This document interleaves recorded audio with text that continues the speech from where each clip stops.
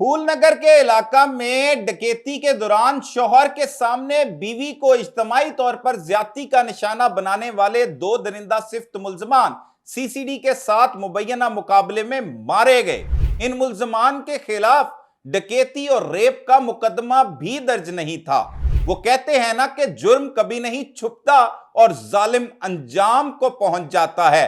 ये इंकशाफ किस तरह से हुआ कि इन्होंने दौराने डकैती एक शौहर के सामने उसकी बीवी को ज्यादती का निशाना बनाया था। ये कैसे गैंग पकड़ा गया, बेनकाब हुआ और बिल आखिर इनमें से दो मुल्जमान मारे गए, वो तमाम अहवाल जो इससे पहले आपके सामने नहीं आया वो बताएंगे आज के इस व्लॉग में। अस्सलाम वालेकुम नाजरीन, मैं हूं सलमान कुरैशी और आप देख रहे हैं मेरा डिजिटल चैनल। नाजरीन, कसूर का इलाका है फूलनगर, जहां पर एक मुबैना मुकाबला सामने आता है। जब हम उसकी तफसीलात में जाते हैं तो मालूम होता है कि ये दो डाकू जिनका नाम सैफ और नईम था, ये बड़े ही खतरनाक डाकू थे जिन पर दर्जनों मुकदमात पहले ही दर्ज थे। इन्होंने ये डकैती की वारदात के दौरान एक खातून को उसके शौहर की आंखों के सामने बारी बारी ज्यादती का निशाना बनाया था।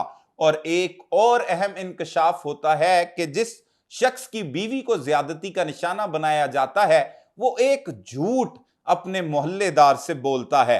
वहां पर वो कहता है कि उसके घर में या उसके पास 5 किलो सोना मौजूद है, जिसकी वजह से उसे लेने के देने पड़ जाते हैं।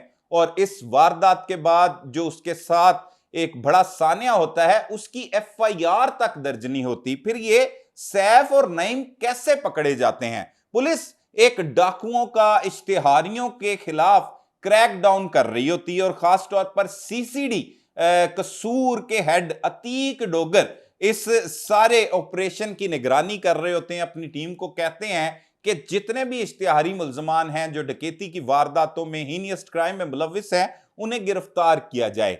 एक खेप पकड़ी जाती है फूलनगर और इर्द गिर्द के इलाकों से, उसमें जो है वो सैफ वगैरह भी शामिल होते हैं।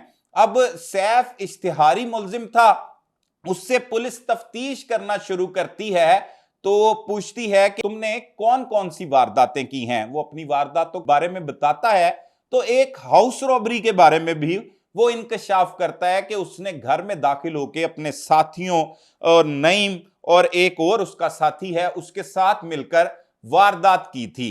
अब उस वारदात के बारे में जब पुलिस पता करना शुरू करती है तो उस वारदात में तुमने क्या क्या लूटा, तो वो बताता है कि उस वारदात में वो घर में दाखिल होते हैं रात के तकरीबन 1:30 बजे के टाइम और दाखिल होकर 15,000 रुपये नकदी लूटते हैं। एक जाली सोना उनके हाथ में आता है जो असली सोना नहीं होता, जबकि चांदी के कुछ सेट होते हैं, वो लूटते हैं। और इस बारे में वो मजीद यही इंकशाफ करता है और वारदात करने के बाद वो चले जाते हैं। अब पुलिस को बड़ी बेचैनी होती है जब पुलिस थाना फूलनगर सदर से उस वाक़े की FIR मंगवाने की कोशिश करती है तो आगे से जवाब आता है कि इस किस्म का कोई मुकदमा ही नहीं दर्ज। कि इन दिनों में जब आप बता रहे हैं कि ये हाउस रॉबरी हुई है तो पुलिस फिर उससे पूछती है कि किस घर में ये वारदात की है, तुमने कहां पर की है। सीसीडी के जो अफसरान होते हैं वो उस घर में जाते हैं और घर के जो सरबरा को है अपने साथ लेकर आते हैं। वो फिर बताता है कि जी बिल्कुल हमारे साथ वारदात हुई थी, मैंने अपनी इज्जत की खातिर जो है वो इस वारदात के बारे में बताया नहीं। तो इन्होंने ना सिर्फ डकैती की थी बल्कि इन्होंने मेरी बीवी के साथ ज्यादती भी की है। इस इंकशाफ के बाद पुलिस अफसरान जो हैं उनके रोंगटे खड़े हो जाते हैं कि इतनी बड़ी वारदात और इस वाक्य का मुकदमा ही दर्ज नहीं। वो फिर उस खातून से मिलने का मुतालबा करते हैं, उस शौहर को कहते हैं कि अपनी बीवी के साथ मिलवाओ। वो कहता है कि वो नाराज होकर अपने मैके जा चुकी है। पुलिस उसके साथ जाती है, उससे मनाती है और उसको थाने लेकर आती है। तो वो कहती है कि मैंने इस शख्स के साथ इसीलिए जो है वो अपना रिश्ता खत्म करने का फैसला किया है कि ये इतना बड़ा जुल्म हो गया और इसने इस वाक़े का मुकदमा तक दर्ज नहीं करवाया उन मुल्जमान को अंजाम तक पहुंचाने के लिए। लेकिन उस खातून की सुनी जा चुकी थी। वो कहां पर सुनी जा चुकी थी? जब किसी शख्स के साथ कुछ नहीं होता या उसके साथ कोई नाइंसाफी होती है तो बिल्कुल जो है वो अल्लाह पाक आपकी हर बात सुन रहा होता है, हर जुल्म को वो खुद देख रहा होता है। तो इसी तरह उस खातून के साथ होने वाला जुल्म जिसकी वजह से वो परेशानी में मुब्तला थी, उसकी वो बात सुनी जा चुकी थी और वो दरिंदे पुलिस की हिरासत में आ चुके थे।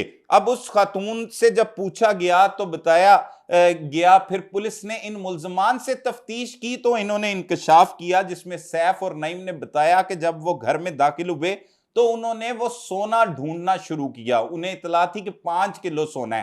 पहले तो उन्होंने एक ही जगह पे इन दोनों मियां बीवी को रखा।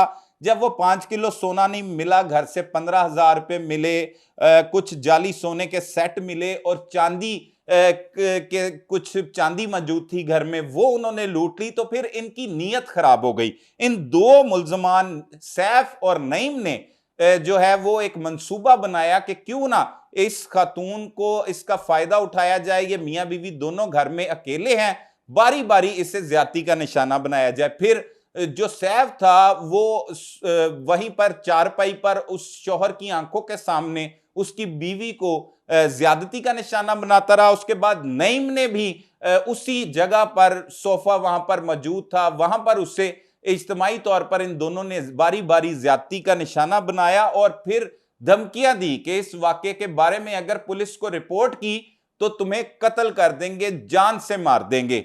जिसकी वजह से बीवी नाराज होकर अपने घर से अपने शौहर को छोड़ के मैके जा चुकी थी। अब ये मुल्जमान पकड़े जा चुके थे और फिर इन्हें निशानदेही के लिए ले जाया जा रहा था कि इनके भी साथियों ने पुलिस पार्टी पर हमला कर दिया। इस हमले के दौरान जो एक एएसआई है खालिद नामी, वो जख्मी होता है और एक कांस्टेबल जो है वो भी फायरिंग से जख्मी हो जाता है। पुलिस भी जवाबी फायरिंग करती है, उनके जो साथी फायरिंग कर रहे होते हैं, जिसकी वजह से सैफ और नईम जो है वो मुबैना पुलिस मुकाबले में जो सीसीडी के साथ एक मुकाबला हो रहा था उसमें मारे जाते हैं। और फिर इस तरह से आला हुकाम को भी इतला मिलती है, वायरलेस भी चला दी जाती है और पूरे जो इर्द गिर्द के करीबी पुलिस स्टेशन है उनकी भारी नफरी मौका पर पहुंचती है, जहां से पता लगता है कि सैफ और नईम जो है वो दोनों मारे गए। इस वाकये का मुकदमा भी सीसीडी के पुलिस स्टेशन में दर्ज किया गया और जो डकैती के दौरान ज्यादती की गई थी एक खातून के साथ, उस वाकये का मुकदमा भी पहले दर्ज नहीं था, वो दर्ज कर लिया गया। इसीलिए कहते हैं कि जुर्म और जुल्म कभी नहीं छुपता और इसका हिसाब जरूर देना पड़ता है।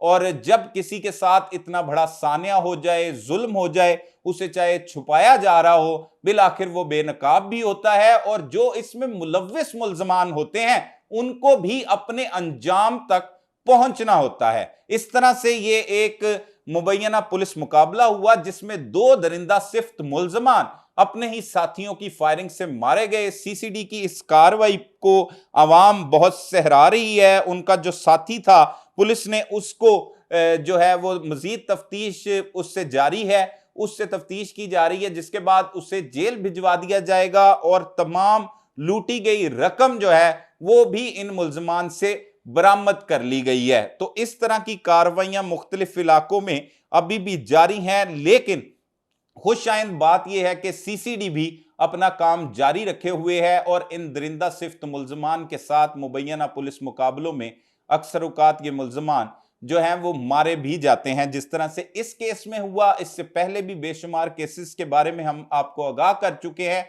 जो इस तरह की वारदातों में, रेप जैसी वारदातों में या डकैती के दौरान ज्यादती की वारदातों में मुलव्विस मुल्जमान होते हैं, वो जल्द ही अपने अंजाम को पहुंच रहे हैं, जिसकी वजह से आवाम जो है वो सीसीडी के इस काम को सहराती हुई दिखाई दे रही है। कुछ लोग इसको तनकीद का निशाना भी बनाते हैं, लेकिन जो है वो इन वाकयात की वजह से इन वारदातों में, इन वाकयात में कमी भी देखी जा रही है और इन इलाकों में जहां पर आए रोज इस तरह के वाकयात होते थे वो काफी कमी भी आई है।